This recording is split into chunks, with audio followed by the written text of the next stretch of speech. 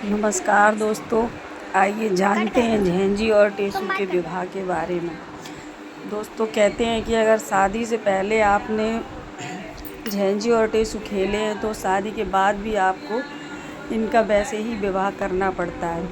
तो मैंने भी अपनी शादी के इतने वर्षों बाद आज झेंझी और टेसू का विवाह फिर से संपन्न करवाया, क्योंकि कहते हैं अगर ऐसा ना किया तो पाप लगता है। तो देखिए, अब हमारी झेंझी की बारात आ चुकी है और बच्चे कितने खुश हैं। अब टेसू जी अपने यथास्थान पहुंच गए हैं मंडप के नीचे। हमारी झेंझी भी आ चुकी हैं और अब इनके द्वार चार होने के बाद में इनका तिलक किया जा रहा है। फिर झेंझी का तिलक होगा, फिर दोनों लोगों की पैर पूजन का कार्यक्रम चालू होगा और सभी लोग इनके पैर पूजेंगे नंबर से, बारी से। तब तक मैं आपको बताती हूँ कि झेंझी और टेसू का विवाह क्यों किया जाता है। दोस्तों, टेसू भीम के पुत्र घटोत्कच के पुत्र थे, जिनको बारवरिक के नाम से जानते हैं। और ये इटावा ज़िला के चकर नगर, जिसको पहले की चक्र नगर भी कहते थे, वहाँ के थे। तो इनका विवाह, इनको अपने क्षेत्र की ब्राह्मण कन्या झेंझी से प्रेम हो गया, परंतु उस कन्या के माता पिता विवाह करने के लिए तैयार नहीं थे, क्योंकि वो एक क्षत्रिय से उसका विवाह नहीं करना चाहते थे। तो इसलिए उन्होंने इसका बहुत विरोध किया और टेसू को कह देते कि अभी इस टाइम पे करेंगे विवाह, फिर इस टाइम पे करेंगे विवाह। 2-3 बार उन लोगों ने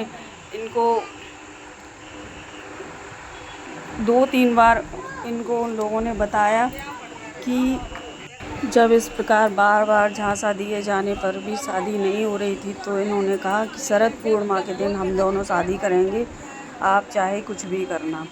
तो दोस्तों, जब शरद पूर्णिमा के दिन झेंझी और टेसू ने दोनों शादी कर रहे थे, तो झेंझी के पिता ने बहुत सारे अपने क्षेत्र के और दूसरे क्षेत्रों से पंडितों को बुला लिया, जो कि टेसू को मारने के लिए आ गए। तो जब टेसू को लगा कि मेरा बल कम पड़ रहा है, तो इन्होंने जाके सीधे जमुना जी में छलांग लगा दी और झेंझी से कहा कि हम फिर मिलेंगे, मैं तुमसे शादी करने ज़रूर आऊँगा। और जब ये कुछ समय बाद यमुना जी से निकल के अपनी माँ के पास गए, तब इनकी माँ को पता चला कि मेरे बेटे का बल इतना कम था, तो कि उसको जमुना जी में छलांग लगानी पड़ी। तब इनकी माँ ने इनको वरदान दिया कि बेटा, और 3 बाण दिए और कहा, बेटा तू जो भी पक्ष हार रहा हो उसके साथ खड़ा हो जाएगा, तो जिस किसी के भी साथ खड़ा हो जाएगा वो पक्ष जीत जाएगा। इसीलिए जब कौरव और पांडवों का युद्ध हो रहा था, तो ये कौरवों की तरफ से लड़ने के लिए जा रहे थे, क्योंकि पहले से ही पता था कि कौरवों को हारना है। तो ये हारे उनके साथ खड़े होने के लिए जा रहे थे, लेकिन श्री कृष्ण भगवान ने इनको बीच में ही रोक दिया और सारी स्थिति से अवगत करा के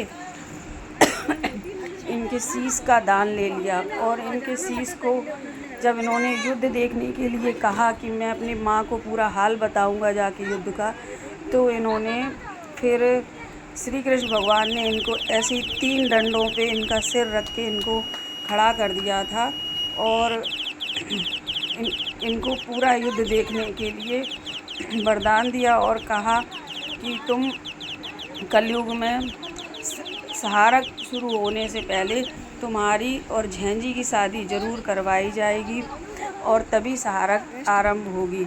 और इनको वरदान दिया कि इस कलयुग में हमेशा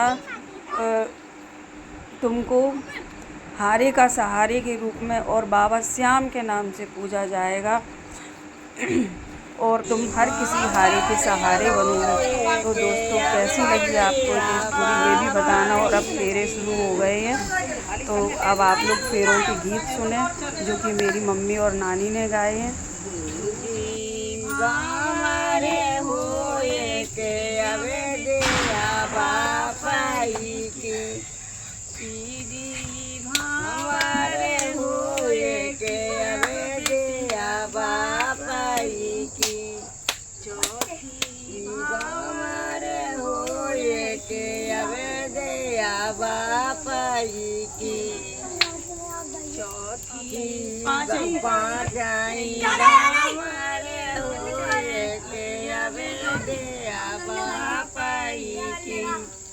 छठ में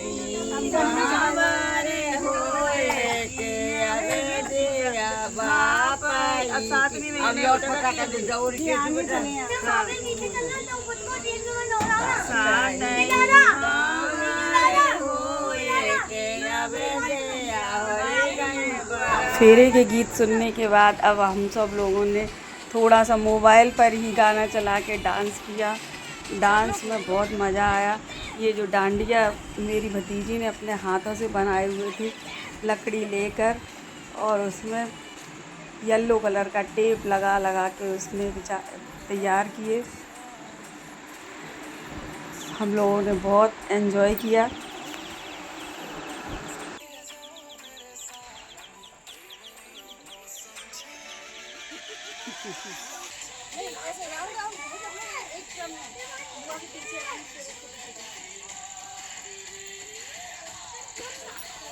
हम सब लोगों ने बहुत एंजॉय किया। धन्यवाद दोस्तों।